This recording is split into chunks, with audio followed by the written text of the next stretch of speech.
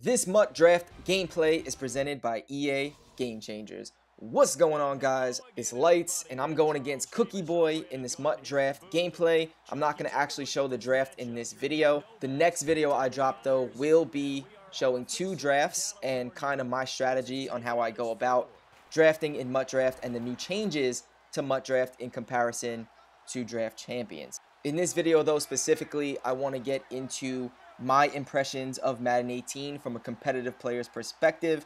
I didn't really post any gameplay yet besides MUT Squads and some tip videos. Right there, by the way, was a 26 duo run, which is a new run in Madden 18. It's pretty much a power O without the pulling guard. Definitely a lot of new plays, new runs. The running game is a whole lot of fun in Madden 18. Now, what I don't like about Madden 18 is the zone coverage. Here against a cover 3 hard flat, corner route got wide open.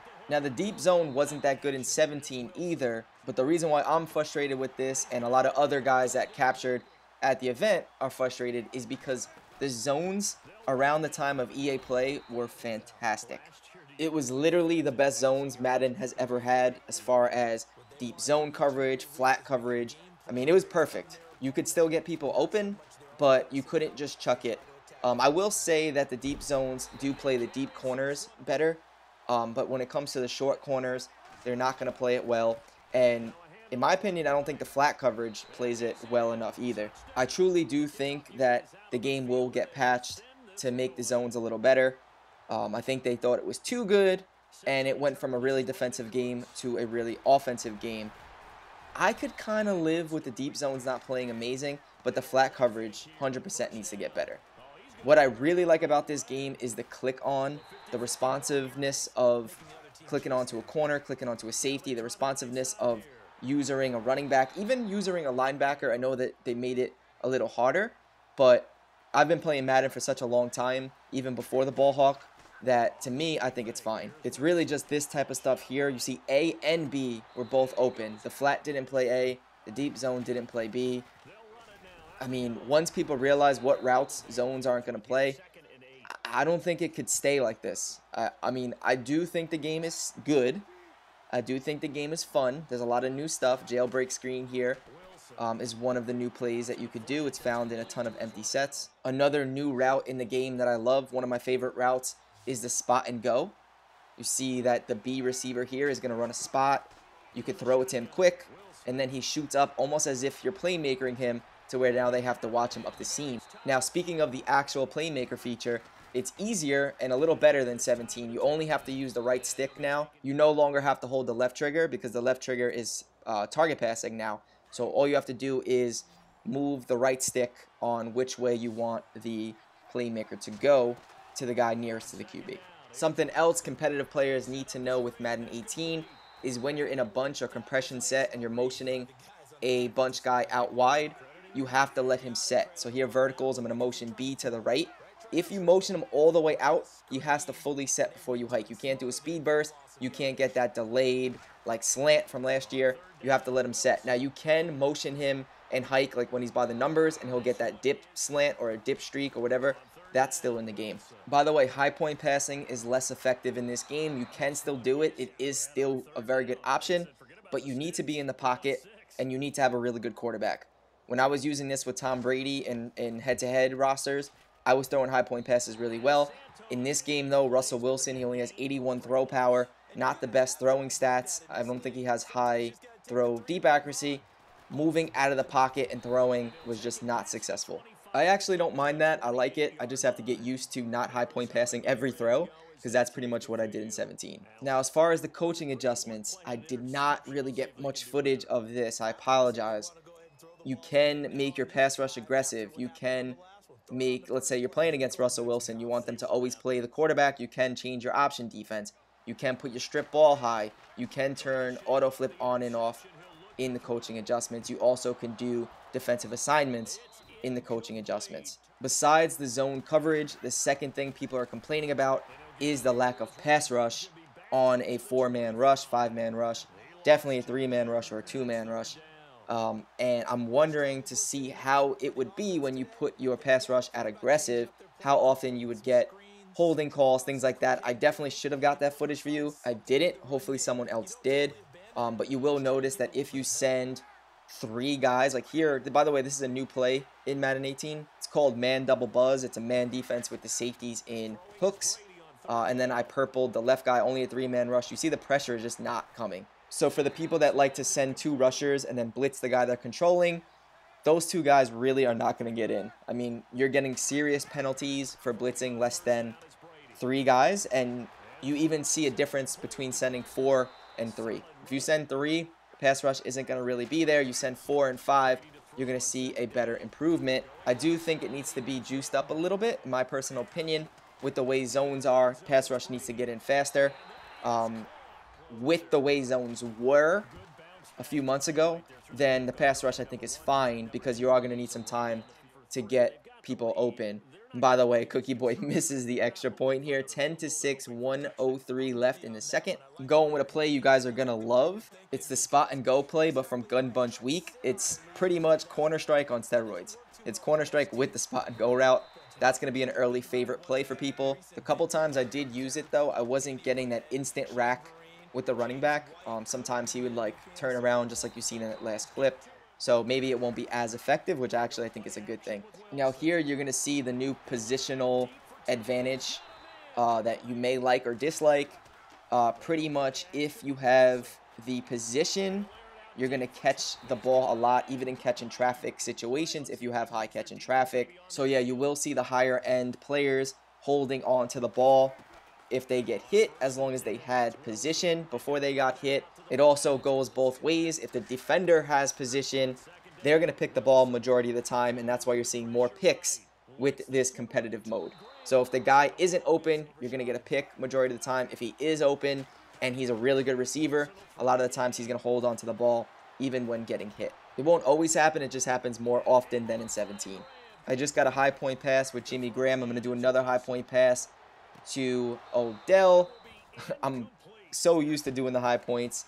I need to really get out of that habit. A lot of these throws, you don't even need to high point, and that's because ball hawk has changed. You can't just run around holding Y. If you do, you'll get a bad user timing penalty and will drop the pick most of the time. Also, running around with the linebacker isn't as fluid, making like quick cuts. It's actually a little bit more realistic, and I like that. Here I'm sending 6. Getting 2 guys to come in free. The problem is when you send that many guys and they do a quick check down to the running back or a quick slant or something like that, yards after the catch are crazy in Madden 18. With how good the running back moves are, with how fluid the left analog stick is to the running back, with how hit sticking is changed, it's not as good now, it's a little bit harder. If you send a lot of pressure and it doesn't get home, you're in for some trouble because they'll probably have a lot of space after the catch. Now here I'm running a cornerback blitz. Look at the left tackle. Typically in Madden 17, the left tackle and left guard would double team that end and the corner would come in free, but not in 18. You see the left tackle runs out there. The blocking both for the run game and the pass blocking is much, much better. Also, the running back is much smarter. You're not going to get like how Nickel Blitz 2 was last year, where you block the running back on the side of the nickel and he just runs up the field and doesn't pick up the blitzer. Even if you don't use ID the mic or if you don't use slide protection, running back blocking is probably the best it's ever been. Just after playing the game for a few days, it really blocks well. I mean, there is still pressure, but it's just not as easy. And even if you send heat, like I said, you have to worry about the run game. You have to worry about yards after the catch, throwing quick, flat throws or quick drags or slants. If you get a guy in open space, it's going to be trouble. I did a how-to blitz in Madden 18 video, breaking all of this down and showcasing some highlight blitzes that I found during my trip to the capture event. So there's definitely some heat. You just really have to be smart about it. You have to know how to send it, when to send it, how to scheme and adjust from it. I truly feel like I'm the best when it comes to that. So if you're already watching this video, you're in good shape. So just keep watching the videos. Make sure you're subscribed. By the way, that was a Power G run from iTwinTE. That looked super effective. What doesn't look effective, again, is these high point passes. Off of play action, I'm rolling out to the left. I'm going to high point to B. He's open. You do not need to high point past that. I'm just so used to it, and I throw a pick. Here, sending 5 guys, no hard flat. Good example of how effective the flats are. If you don't get there, when you have that much space, all it takes is one juke move, one spin, and it's going to be a big play. Here, it's 2nd and inches. I think my opponent's going to run. He's in 3 receivers. I stay in a 3-4. Because I want to have better run D personnel. And look at my guy get off the block last second. I'm going to click on and get a low diving hit stick. Make sure you watch the hit stick tip video that we broke down already. It talks about the best time and how to effectively hit stick in Madden 18. Right there, 1st and 10, I went with nickel blitz 2, and look at that. Threw to the flats, no drop pick. That was an interception. That's another great thing about this game is you will pick off passes when they throw right at you. Here I'm going to throw a dot to Odell. I feel like even if the zones were really good, that still would have been open, but he was so open. So the zones are definitely something people won't like, but what you will like is this right here.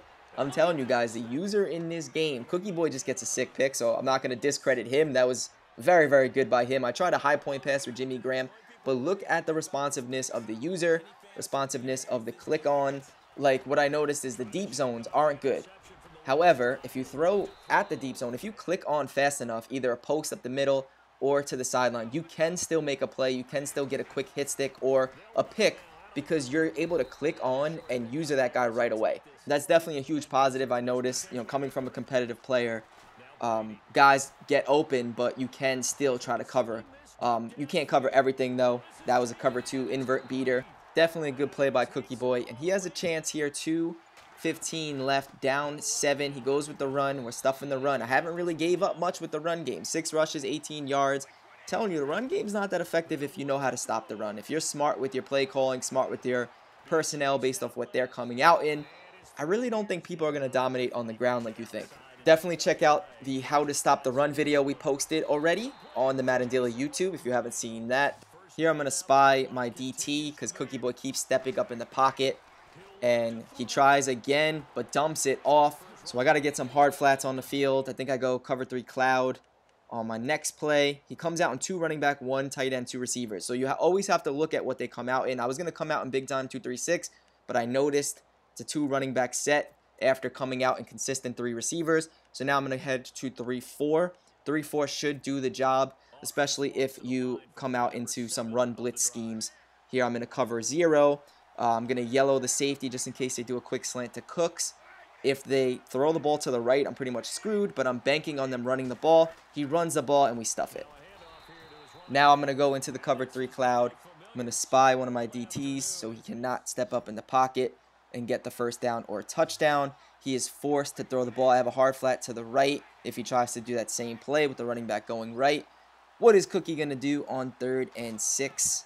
It looks like he tried to run in with the quarterback, then seen the spy, and then got tripped up. So it's going to be 4th down. It's going to come down to this. I'm going to try to send a dime 2-3-6 blitz that I used to do in 17. It's not going to work, but it is pretty good coverage. Red zone D. He is going to throw to the sideline. Can my flat make a play? He's going to try to rack this up the field. But he doesn't get it. So that's going to be the ball game. I'm going to run a couple more plays.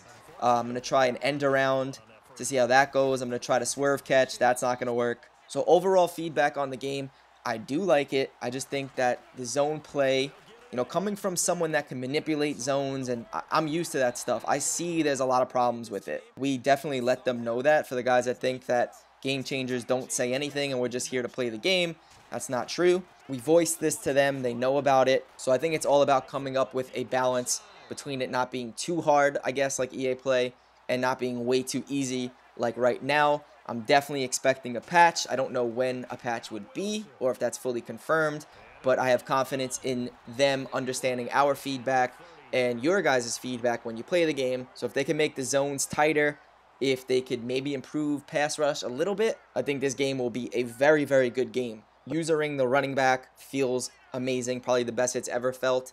The moves work. Moving around with the quarterback feels better.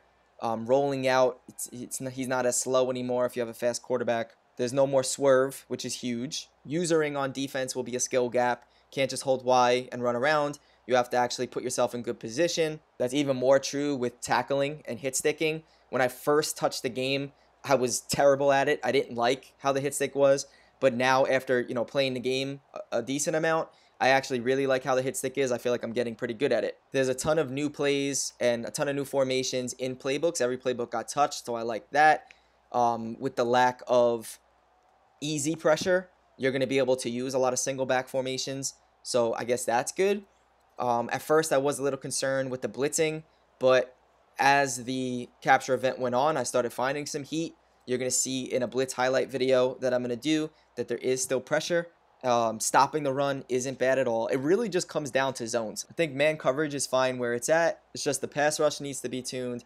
And 100%, I think the zones need to be patched. Literally, I feel like if the zones don't get patched, this game goes from very good with the potential to be great to being a very subpar game. If you're a casual player, I don't think you'll notice. But you will notice when there's going to be money plays coming around that beats every coverage. And that's going to happen because the deep blues and the flats just aren't playing how they should. So that's just being real. This is my competitive impressions of the game. If that gets patched, this game is going to be a great esport game. So I'm just going to put my confidence in that happening. I hope you guys enjoyed this video. Please like the video. Subscribe if you want more. We're doing daily Madden 18 tips for the Madden 18 season to go along with gameplays and other Madden 18 content, plus everything we have to offer on MaddenDaily.com once Madden 18 launches. We're really going to go into detail with our schemes, adjustments, and everything that we know about the game we're going to share to you guys. Get ready for that, and I hope you guys have a great day. Later, boys.